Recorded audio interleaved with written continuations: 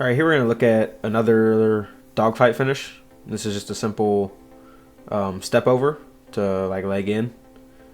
One of the things here to be aware of is that as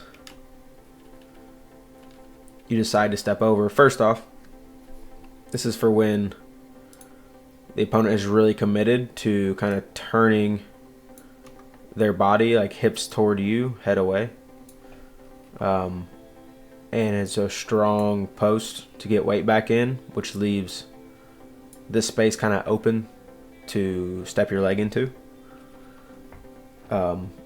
As you step around, you want to try to avoid going all the way on top of the opponent's back. So as he steps around, he still is going around the opponent and hooking his leg. All right, so even here, even though he's got a post on this side, before Yazdani fully hooks his leg, there's a chance for the opponent to start to use his hips and throw Yazdani either off of him or possibly to his back. So those are just kind of the dangers in here as you decide to step and hook your leg in. But going around their hips can help prevent this.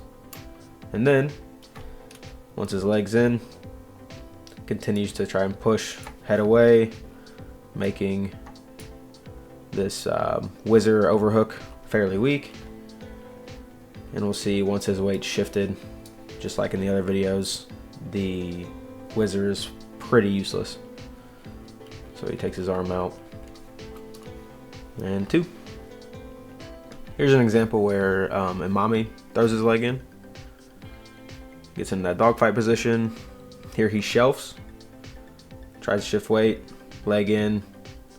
Gets the guy's leg extended. Traps him on the mat. And there's his score. So here you see him attack. And now as he chases, it's important to note again that he's not chasing over the opponent's hips. He's chasing hips low and more in a circle as he continues to drive across. Once he gets stepped over, again, hips below hips. Similar concepts as earlier. Looks to shelf. Help shift that weight. And here, the opponent's knee is on the mat, but he still is able to find space to. Once he hooks, again, it's not really over top of the guy's back, it's more around. Hooks, he's able to block this leg and extend it back just a little. Take the opponent off their base. And even gets an exposure here with his underhook. Here's one last clip from Imami. This one ends in kind of a weird scramble position, but it still ends up step over first. So here, guy's committed to hipping in, leaves that space for his leg. And now, Imami doesn't really get his weight shifted well. And then the guy rolls through, but ends up on his back anyway. I really don't think there's a good spot for the opponent to go there when he decides to roll.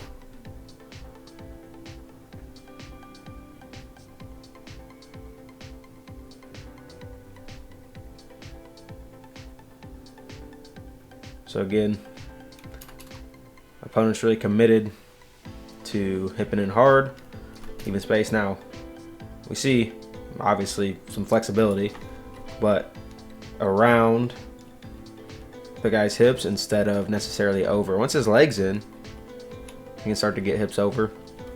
Now here I think Imami should look to use this leg to extend his opponent's leg back, which would make it more difficult for them to roll.